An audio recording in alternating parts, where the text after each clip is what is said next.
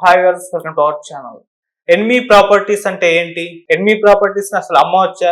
అసలు దేశంలో ఈ ఎన్మి ప్రాపర్టీస్ ఎంత మేరకు ఉన్నాయి? మన తెలంగాణలో ముఖ్యంగా చూసుకుంటే ఎంత ఉన్నాయి? సో ఎన్మి ప్రాపర్టీస్ గురించి డీటెయిల్స్ ఇవ్వడానికి ప్రజెంట్ మనతో పాటు సీనియర్ అడ్వకేట్ రామారావు గారు ఉన్నారు. వారితో ఒకసారి మాట్లాడదాం.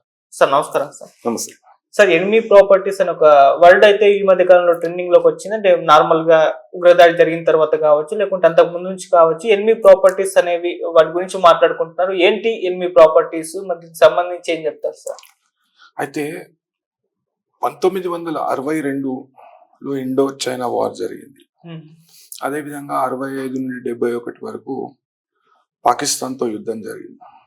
ఆ మధ్యంతర కాలంలో ఎవరైతే చైనాకు కానీ భారతదేశ పౌరులు చైనాకు వెళ్ళిపోవడము, లేకుంటే స్వచ్ఛందంగా అక్కడ పౌరసత్వం పొందడం, అదేవిధంగా పాకిస్తాన్ పౌరసత్వం పొందడం, వారి ఆస్తులను జప్తు చేసి భారత ప్రభుత్వం వీటిని శత్రువుకు సంబంధించిన ఆస్తులుగా గుర్తించడం జరిగింది.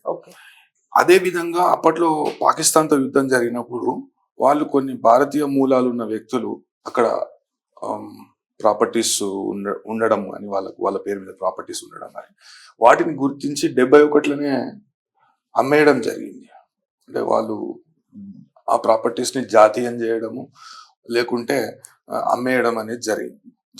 అయితే మన కాడ ఏం జరిగిందేమో అప్పట్లో ఉన్న ప్రభుత్వము దాని మీద తాత్సారం చేసుకుంటూ వాటిని శత్రు దేశానికి సంబంధించిన వ్యక్తులుగా అభివర్ణించబడ్డ వ్యక్తులకు సంబంధించిన ప్రాపర్టీస్ గా గుర్తించినా కానీ వాటిని అమ్మకుండా అట్లనే పెట్టి ఎన్నో వివాదాలకు తెరలేపింది. అప్పట్లో ఒక ఒప్పందం జరిగినాక ఈ భారతదేశంలో ఉన్న ఆస్తులను వారికి ఇవ్వడం, అదేవిధంగా వాళ్ళ దేశాలలో ఉన్న ఆస్తులు భారతీయ పౌరులకు కానీ అదేవిధంగా భారతదేశానికి తిరిగి ఇవ్వడం అనేది ఒప్పందం ఒకటి చేసుకున్నా కానీ వాళ్ళు ఉల్లంఘించారు కాబట్టి ఆ ఒప్పందం అనేది అమలులోకి రాలేదు. మనకు తెలంగాణ విషయానికి వస్తే తెలంగాణలో అధికారికంగా 244 ఆస్తులు శత్రు దేశాలకు చెందిన వ్యక్తుల ఆస్తులుగా గుర్తింపబడ్డాయి. ఇప్పుడు మనము చూడవచ్చు, సిటీలో కూడా బాకారం అంటే మన మష్రాబాద్ ఉంటే ఆడ ఒక ప్రైమ్ లొకేషన్ లో ఒక ఎనిమి ప్రాపర్టీని గుర్తించడం జరిగింది. అయితే దాని మీద చాలా మంది కబ్జాకున్నారు. ఇప్పుడు మన సైఫ్ అలీ ఖాన్ విషయంలో ఇదే సమస్య ఉత్పన్నమైంది. దాంట్లో ఏమైందంటే కొంతమంది వెళ్ళిపోయినా కానీ వాళ్ళ వారసులం అంటూ మేము ఇంకా ఇండియాలోనే ఉన్నాం అంటే డ్యూయల్ స్టాండర్డ్స్ మేము ఇక్కడనే ఉన్నామని వాటి మీద కేసులు వేయడము, ఆ కేసులు కోర్టులలో చాలా కొనసాగడము, అదేవిధంగా ఎన్నో ఆటంకాలు ఏర్పరచడం అవన్నీ చేస్తారు. అయితే ఇప్పుడు మొత్తం యుద్ధ వాతావరణం అనేది నెలకొని ఉన్నది. ఎనిమి ప్రాపర్టీ అంటే ఏంది అని చాలా మందికి ఆ ఎనిమి ప్రాపర్టీ అంటే ఏంది అనేది అవగాహన ఉంది. ఒక శత్రు దేశానికి చెందిన వ్యక్తిగా గుర్తించి, శత్రు దేశానికి చెందిన పౌరుడిగా గుర్తించి వారి ఆస్తులను పూర్తి స్థాయిలో జప్తు చేయడం, దాన్ని ఎనిమి ప్రాపర్టీగా అభివర్ణించడం అనేది ఒక చట్టం ఉంటుంది. దీనికి కస్టోడియన్ అంటే కస్టోడియన్ పరిధిలో ఉంటాయి. భారతదేశ వ్యాప్తంగా ఎన్నైతే ఈ ఎనిమి ప్రాపర్టీస్ ఉన్నాయో అవి బాంబేలో ఒక కస్టోడియన్ ఉంటాడు. కస్టోడియన్ పరిధిలో ఉంటాయి. వీటిని ఎవరు అమ్మొద్దు, కొనొద్దు, వీటి మీద కొన్ని ఆంక్షలు, వీటిని 22A అనే ఒకటి నిబంధన ఉంటుంది. ఆ నిబంధన ప్రకారం వీటి మీద ఎటువంటి క్రయ విక్రయాలు జరగకూడదు అనే విషయాన్ని తెలియపరుస్తూ నోటిఫికేషన్స్ అనేటివి విడుదల చేసింది. అయితే సహాయ మంత్రిగా ఉన్న బండి సంజయ్ గారు ఈ లెక్క అనేది ఏంటి తీయండి అనే విషయాన్ని, ఇప్పుడు ఇన్ని రోజులు ఎంత దారుణం అంటే అప్పట్లో ఆ యుద్ధాలు జరిగినప్పుడు ఎంతో మంది అంటే శత్రు దేశాలకు చెందిన వ్యక్తులు మన వాణిజ్య సంస్థలలో, పెద్ద పెద్ద కంపెనీలలో వాళ్ళది షేర్ హోల్డింగ్ అనేది ఉండే. అయితే 2018లో అధికారికంగా ప్రభుత్వం వాటిని వేలమేసింది. అంటే ఇన్ని సంవత్సరాలు 2018 నుండి మొదలు పెడితే ప్రక్రియ 2019కి 2020కి పూర్తయింది. అంటే ఇవి షేర్స్ మాత్రమే. అదేవిధంగా పూర్తి స్థాయిలో భారతదేశం అంటే అత్యధికంగా యూపీలో ఉన్నాయి. ఎనిమి ప్రాపర్టీస్ అనేటివి అత్యధికంగా యూపీలో ఉన్నాయి. అయితే మన కాడ కూడా తెలంగాణలోనే ఎక్కువ శాతం ఉన్నాయి. అప్పట్లో ఉమ్మడి రాష్ట్రం ఉంటుండే, తెలంగాణలోనే ఒకటో రెండో ఉంటాయి. అది నెగ్లిజబుల్. ఆంధ్రప్రదేశ్లో ఎక్కువ లేవు మన ఎనిమి ప్రాపర్టీస్ అనేటివి. 244 ఆస్తులను శత్రువుకు సంబంధించిన ఆస్తులుగా గుర్తింపబడ్డాయి. ఎక్కువ శాతం అది కూడా రంగారెడ్డి జిల్లాలోనే ఉన్నాయి. రంగారెడ్డి జిల్లాలో అవిటి మీద ఎన్నో వివాదాలు జరుగుతున్నాయి. అదేవిధంగా పాల్వంచలో కొన్ని ఆస్తులు ఉన్నాయి, సిటీలో ఉన్నాయి.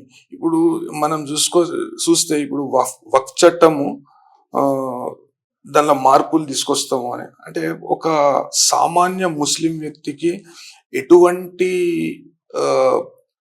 మేలు జరుగుతలేదు వక్ఫ్ చట్టంలో.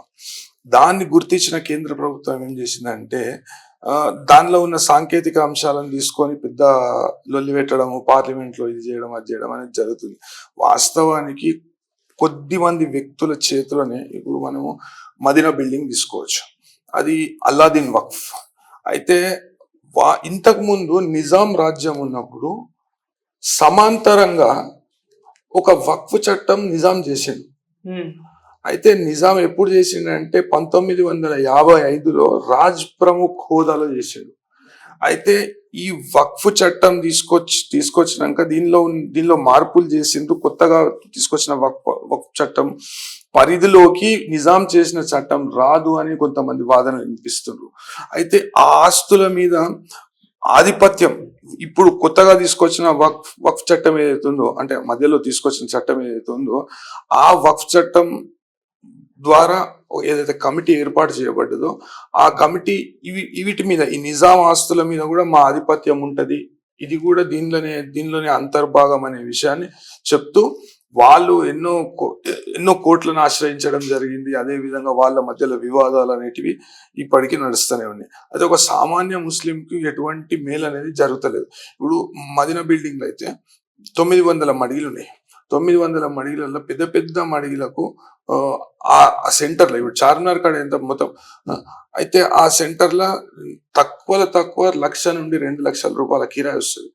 మీకు ఒకటి అది ఎంత దారుణం అంటే ఎవరి పేరు మీద అయితే ఇక దానికి లెక్క లేదు, పత్రం లేదు. ఇక వక్ బోర్డుల పేపర్లు మాయమైతే, వక్ బోర్డుల పేపర్లు ఉండయి, ఇవ్వందో తెలియదు. ఒక దిక్కేమో వాళ్ళ ట్రస్ట్ పేరుతో వాళ్ళు ఒక వివాదాలు డిస్ప్యూట్లు చేస్తుంటారు, కోర్టులలో కేసులు వేస్తుంటారు. కొంతమంది కిరాయిదారులు 1,200 రూపాయలు పెద్ద మడి, 1,200 రూపాయలు, 500 రూపాయలు, 400 రూపాయలు అది వక్ బోర్డుకు పోతుంది. ఆ వక్ బోర్డుకు పోయిన 400, 500 రూపాయలు కూడా దానిలో కోట్ల వివాదాలు ఉంటాయి. అయితే ఈ ఆస్తులు అనేటివి వాస్తవంగా ఎవరి చేతిలో ఉన్నాయి? మన కళ్ళకు కనబడేది ఇంత ఉంటే ఆ భారతదేశ వ్యాప్తంగా ఎన్ని ఆస్తులు ఉన్నాయి? అయితే ఈ వక్ఫ్ చట్టాన్ని వ్యతిరేకిస్తున్న వాళ్ళు ఎవరు? ఈ పూర్తిగా వాళ్ళ నియంత్రణలో పెట్టుకొని దాని ద్వారా కోట్ల రూపాయలు సంపాదిస్తున్న వ్యక్తులే గాని సామాన్య ముస్లిం వాళ్ళు కూడా ఈ వక్ఫ్ చట్టం మాకు ఇబ్బందికరంగా ఉన్నది అని పూర్తిగా వాళ్ళకి అవగాహన కూడా ఉండదు. ఆ చట్టం మీద అంటే ఏం మార్పు చేస్తారు అనే అవగాహన కూడా ఉండదు. ఇప్పుడు 400 రూపాయలు వక్ఫ్ బోర్డుకు పోతుంది. అయితే ఎవరైతే వ్యక్తి పేరు మీద ఉంటుందో ఆ వ్యక్తి 2 లక్షల నుండి 3 లక్షల రూపాయలు నెలకు సంపాదిస్తాడు. వాడేం వ్యాపారం చేయడు. ఒక సామాన్య ముస్లిం వ్యక్తి వాడు కష్టపడి పొద్దున్న సాయంత్రం కష్టపడి వాడి జీవనాన్ని కొనసాగిస్తుంటే ఇట్లా వాడు రక్తం తాగుతారు. అయితే అది అంతరించిపోవాలి. ఈ వక్ఫ్ అనేది ఎవరి కోసం చేసిండ్రు? సామాన్య ముస్లిం కొరకు చేసిండ్రు. అదే సామాన్య ముస్లిం ఏమన్నా మేలు దాని నుండి పొందుతుండా అంటే పొందలేడు. కాబట్టి ఆ మేలు వాళ్ళకే చెందాలని వక్ఫ్ చట్టం అనేది తీసుకొచ్చింది. అయితే ఇట్లా ఎన్నో ఆస్తులు వాళ్ళ చేతులలో పెట్టుకొని ఇబ్బంది పెడతాను. అయితే ఈ కొన్ని 8 ప్రాపర్టీలలో కూడా వక్ఫ్ బోర్డు మాది అని క్లెయిమ్ చేయడము, అదే విధంగా కొంతమంది ఇల్లీగల్. ఇప్పుడు నీకు దేవతల గుట్ట ఉన్నది. దేవతల గుట్టల అది స్వయంభూ హనుమాన్ గుడి ఉంటది. ఆడ ఓ దొంగ 150 విల్లాలు కట్టిండు ఆడ. అయితే ఇవన్నీ సరైన లెక్కలు లేవు, సరైన చర్యలు వీళ్ళ మీద లేవు కాబట్టి రెచ్చిపోతున్నారు ఇట్లా. దీన్ని పూర్తిగా ఒక బ్యాలెన్స్ కు తీసుకొద్దాము. పూర్తి స్థాయిలో సామాన్య ముస్లింకి ఒక మేలు చేద్దాం. అదేవిధంగా ఎనిమి ప్రాపర్టీల విషయానికి వస్తే ఎంతో మంది హిందువులు కానీ ముస్లిమ్స్ కానీ ఇప్పుడు వ్యవసాయ భూములు ఉంటాయి, వీటిని ఎప్పటి నుండో సాగు చేసుకుంటూ ఉన్నారు.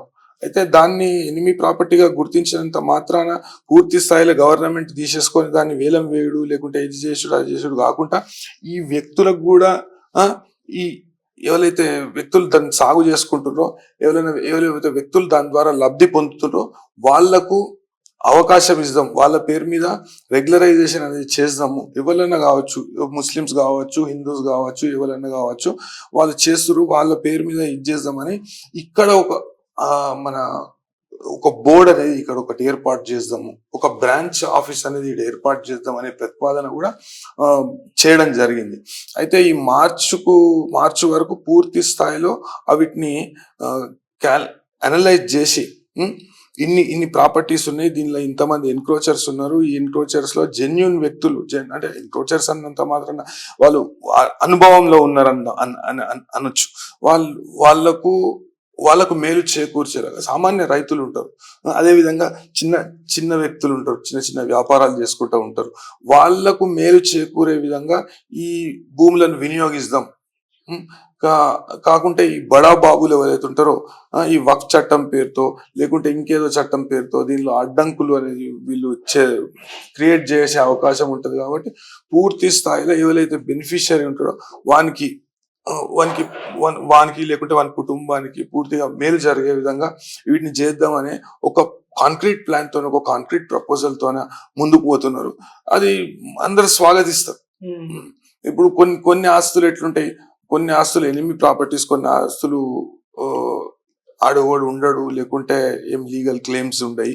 అసొంటి ఆస్తులు వీటిని ఆల్రెడీ జాతీయం అయిపోయినాయి, వీటిని ఆక్షన్ చేసి ఇక ఫర్దర్ ఎన్క్రోచ్మెంట్ కి గురి కాకుండా వేరే వాళ్ళు క్లెయిమ్ చేయడం కానీ లేకుంటే దాన్ని కబ్జా పెట్టుడు కానీ అవన్నీ లేకుండా పూర్తి స్థాయిలో గవర్నమెంట్ అధికారికంగా వాటిని వేలం వేసే